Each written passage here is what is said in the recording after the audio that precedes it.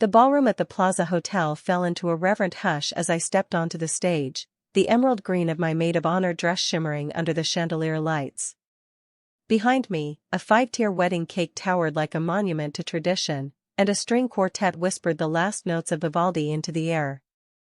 300 guests, lawyers, bankers, old friends, turned their champagne glasses toward me, expecting heartfelt words. My hands didn't shake. My voice didn't tremble. I looked out across the sea of expectation and then directly at the bride, my best friend since we were 5 years old. Megan stood beside her new husband Andrew, glowing in her Vera Wang gown, eyes wide with affection and bliss. I gave her a soft smile. Megan and I have shared everything, I began calmly. Our secrets. Our dreams. Our clothes. I paused, just long enough to let the tension bloom. And apparently, my husband. Gasps rippled like a wave. Behind me, the projection screen flickered to life. And as the first messages between Megan and David, my ex-husband, lit up the wall behind us, I simply stepped aside and let the truth do the talking. My name is Rachel Wilson. I'm 34, a senior PR consultant based in Manhattan, and until 3 weeks ago, I thought I knew what loyalty looked like.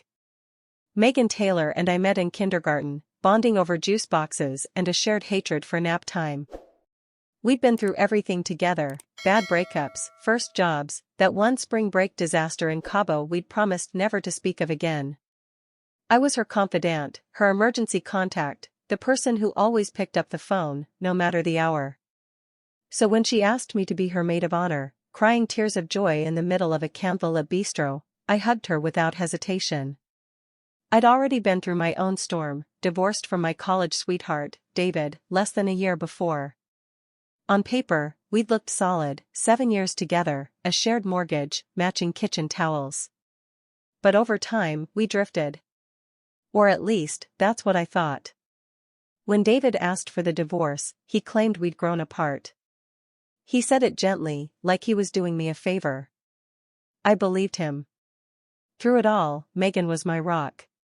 She brought wine and sarcastic commentary during the worst nights, cheered me on when I landed a big client, even helped me find my new apartment after the split. I thought she was the one person in the world who truly had my back. And maybe that's why the betrayal hit so hard. It wasn't just a marriage that had been undermined, it was the one friendship I thought was unbreakable. When Megan got engaged to Andrew, a quiet, kind investment banker from Connecticut, I was genuinely happy for her. He seemed steady, dependable, the kind of man who didn't flirt with waitresses or forget anniversaries. They made sense together. I helped her plan everything, venue, menu, the seating chart from hell. I hosted the bachelorette weekend in Miami and gave a toast that had her tearing up over bottomless mimosas. I never once suspected anything. Not even when she giggled a little too hard at David's old jokes. Not even when she started asking oddly specific questions about my work schedule, or how often I was at the gym these days. I didn't question it. Because when someone's been your best friend for 30 years, you don't imagine they're capable of orchestrating your heartbreak. You don't look for shadows when the light seems that familiar. Until one afternoon, when the truth popped up on a laptop screen, and every illusion I'd ever held about love, loyalty, and friendship shattered in a single notification. It was a rainy Thursday afternoon, 3 weeks before the wedding. Megan was at her final dress fitting, and I was at her apartment, finishing up last-minute details for the reception, seating arrangements, playlist updates, coordinating with the florist. Her MacBook was already open on the kitchen island, and she'd told me to use it freely. I was in the middle of confirming the slideshow order when a message popped up in the corner of the screen. Just a preview, David's name, the first 5 words, she still doesn't suspect anything. At first, my brain didn't register what I was looking at. Maybe it was an old message. A mistake. A joke. But then, before it disappeared, another one followed, usual spot after the party? I clicked without thinking, driven by instinct more than intention. And there it was. Months of messages. Some short, some pages long. Conversations that spanned over a year, maybe more. Nicknames, rendezvous points, hotel receipts, blurred selfies in dimly lit rooms. Photos of them together, smiling, lying in bed, drinks in hand. In one, David was wearing a t-shirt from a charity run Megan and I had done together. In another, they were in my apartment. My bed. The timestamp was 3 days after my mother's funeral. I sat there, frozen, hands still on the trackpad. My heart wasn't racing, it had gone quiet, like it was listening.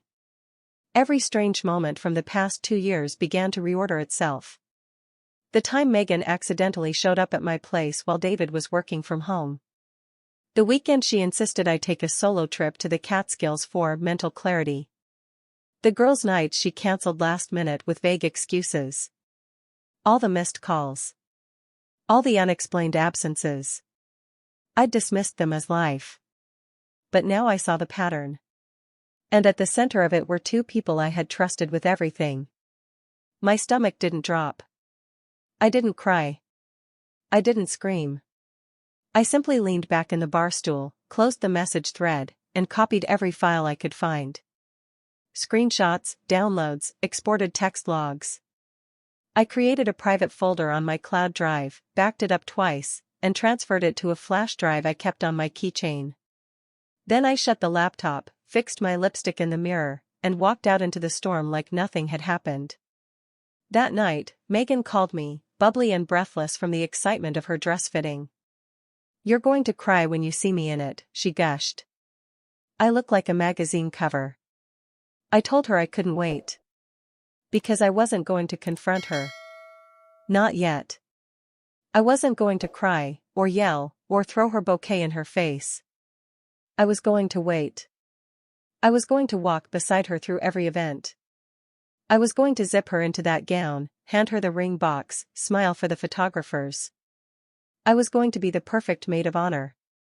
Until the exact moment I wasn't.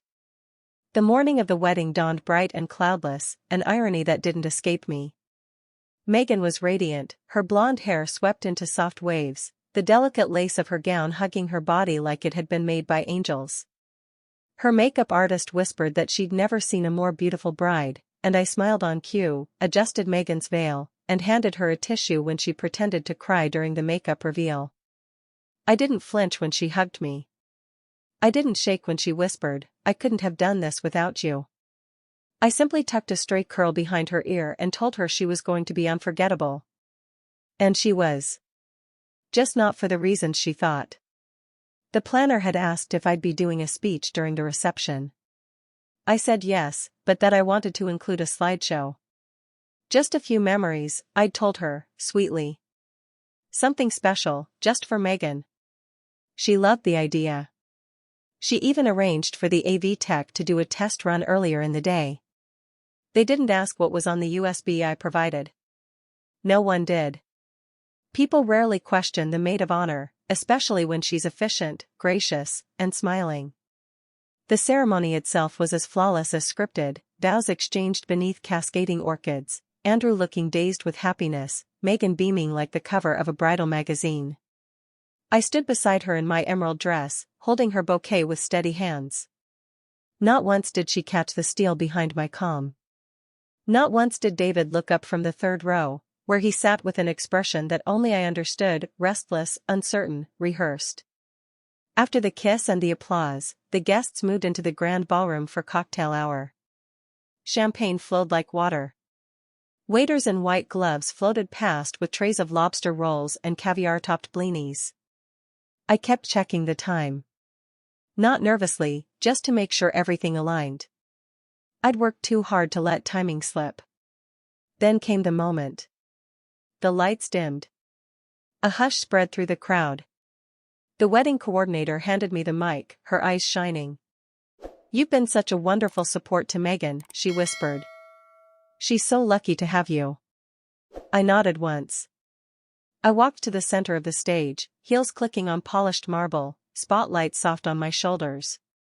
I looked out over the sea of well-dressed strangers and familiar faces. And then at Megan. She smiled at me, full of love and expectation. That was the last time she would ever look at me that way. Megan and I have been best friends since we were 5 years old, I began, my voice steady, warm. We've shared everything, our secrets, our dreams, our clothes. I smiled, turning slightly so the screen behind me came into view. And apparently, my husband. There was a collective pause, a beat of silence so pure it seemed to hum. Then gasps. The screen lit up with the first screenshot, David's message, she still doesn't suspect anything. Then more. Conversations. Photos. Megan in my bed. David holding her waist.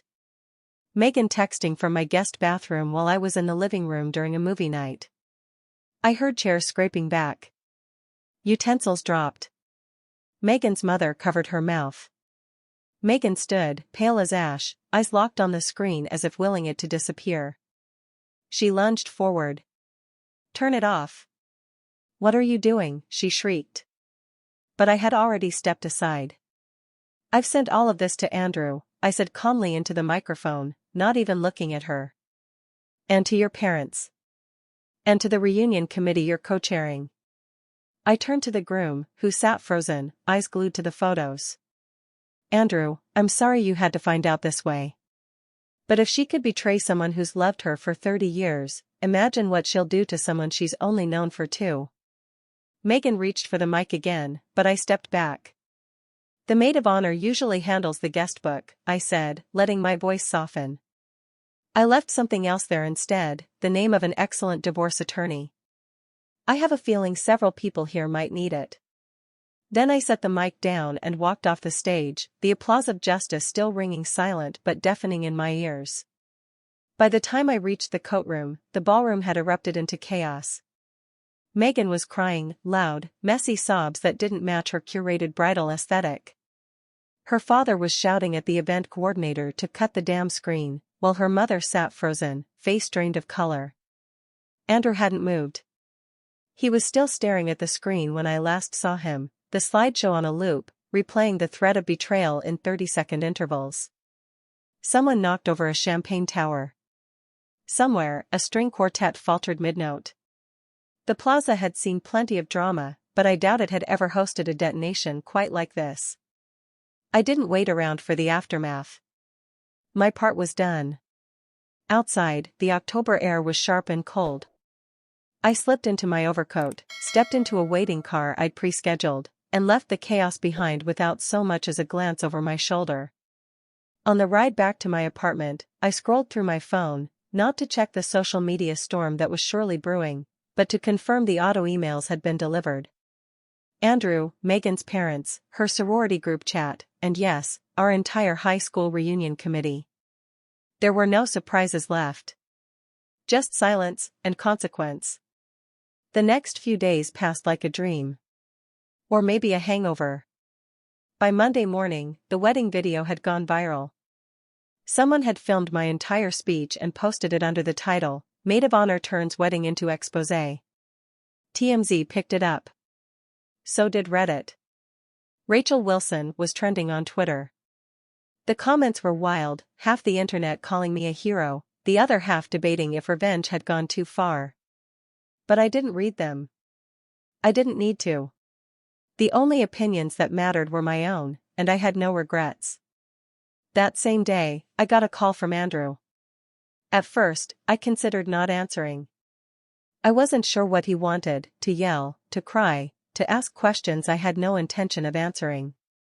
But curiosity won out. I picked up on the 4th ring. Thank you, he said, voice hoarse. Are you okay? No, he admitted. But I'm glad I know. I almost married someone who didn't think twice about lying to the one person who stood by her since childhood.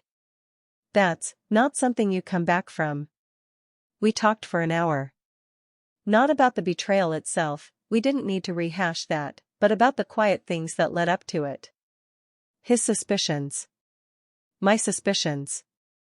The way Megan had perfected the art of appearing loyal while maneuvering through 2 parallel lives.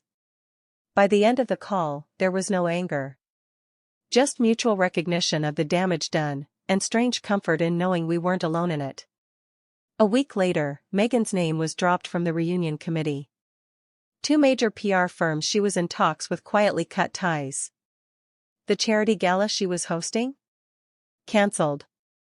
David, for his part, deleted every trace of his social media and reportedly left town. No one had seen or heard from him.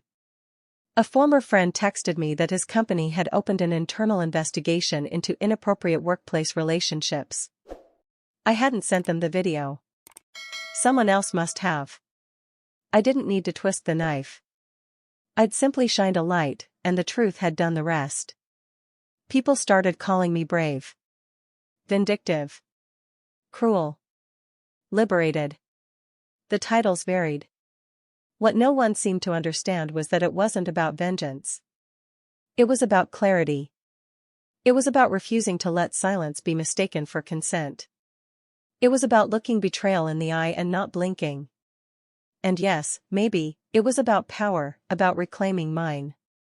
3 weeks later, I boarded a flight to San Diego. I'd signed a lease on a beach house with white shutters and a wraparound porch. Nothing fancy, just quiet, just mine. My therapy dog, Max, settled into the passenger seat of my rental car like he'd always belonged there. And maybe he had. I adopted him the day after my divorce was finalized, something to anchor me, something that didn't lie, cheat, or smile while plunging a knife into my back. That evening, as the sun dropped below the horizon, my phone buzzed. It was Andrew. Thought you'd want to know. Megan and David's engagement announcement ran in the Times today. They're calling it a small, intimate ceremony. I stared at the screen for a moment. Then I typed 2 words. Good luck. I turned the phone off, tossed it onto the coffee table, and leaned back in my chair. The ocean crashed in the distance. Max laid his head on my foot. And for the first time in a long, long time, I let myself exhale. 6 months after the wedding, I stood barefoot on the deck of my beach house, coffee in hand, while Max chased the wind across the sand. My hair was longer now, lighter from the sun. I wore no makeup, no mask. Just me. No more maid of honor, no more loyal best friend, no more woman who smiled through betrayal. Just Rachel Wilson, whole, scarred, and finally unafraid. I hadn't spoken to Megan since the wedding. She tried, of course. There were texts at first, long, erratic ones. You ruined my life, followed by, we can fix this, followed by, I don't even know why you're so upset. Then silence. Then emails. Then a handwritten letter that arrived a month after the story broke. I didn't open it. I didn't need to. David never reached out. Cowardice wears many faces, but his had always been the quiet, apologetic kind. The kind that waits until the damage is done and then slinks into the shadows. Last I heard, he'd lost his job at the marketing firm after an internal complaint became public. Not from me. I never lifted a finger. I didn't have to. People talk. Screenshots travel. The truth circulates like oxygen once it's released. Andrew and I stayed in touch, though never anything romantic. We met for coffee a few times when he came to California on business. There was no agenda. Just 2 people who'd been blindsided by the same storm, sitting on opposite ends of the same quiet understanding. I never saw it coming, he told me once, staring at the foam in his cappuccino. And I thought I was a good judge of character. You are, I said. Just not hers. He nodded. I was going to propose in Florence. I had the ring in my carry-on when we went to Italy last spring. That made my stomach twist. She said she lost her passport. She didn't, he replied. She met up with David in Rome for 2 nights while I thought she was handling embassy paperwork. I didn't respond. There was nothing left to say. The hurt had already calcified into something quieter, sadness, maybe. Acceptance. That night, I walked back along the beach with Max tugging at the leash and thought about all the ways love can rot when left unattended. Not just romantic love, but friendship too. We think best friends are forever because we survived childhood together. But some people outgrow loyalty. Some people dress up betrayal in white gowns and borrowed veils and expect applause. I no longer needed to understand her. Or him. The revenge had happened. The reckoning had passed. And now, there was just peace. A month later, I was invited to speak at a TEDx event in Santa Monica. Topic: the silent power of speaking out. At first, I hesitated. I wasn't a speaker. I was a strategist, someone who helped others find their voice, not someone who used her own. But the organizer had seen the viral clip, reached out, and said, "You didn't just expose betrayal. You showed people what accountability looks like." So I said yes. The night before the event, I stood on the patio, rehearsing to the sound of waves. Not the words, but the feeling behind them. What it meant to tell the truth in a room full of polite lies. What it meant to choose dignity over destruction. And what it meant to say, without raising your voice, "I deserve better than this." The talk was a success. Not because it went viral, though it did, but because afterward, a woman came up to me with tears in her eyes and whispered, "Thank you. I thought I was crazy. You made me feel sane." And that, I think, was the real climax. Not the wedding or the screen or the gasps. But that quiet recognition from a stranger that truth-telling, even when messy, liberates more than just the teller. In the months that followed, I was approached to consult for a boutique PR firm in LA that specialized in high-profile crisis management. They'd seen how I handled the fallout and wanted that level of precision for their clients. I agreed, on my terms. Part-time. Remote. No drama, no office politics. Just strategy and boundaries. Megan and David eventually married, just as Andrew predicted. I saw the announcement in a glossy wedding blog that described the event as intimate, elegant, and heartfelt.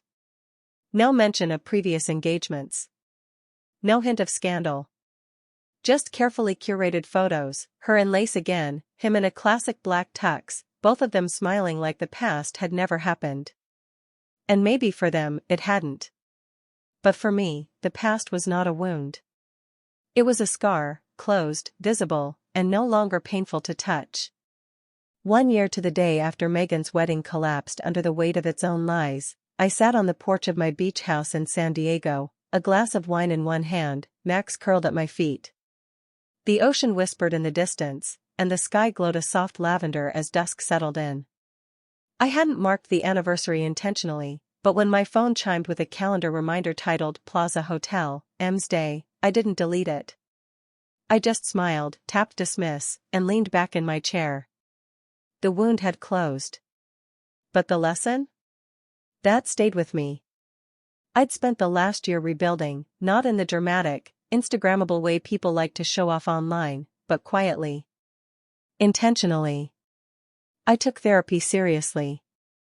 I worked with clients whose crises reminded me how fragile reputation could be, how betrayal came in so many forms. And slowly, I began to trust again, not in people, not yet, but in myself. In my own judgment.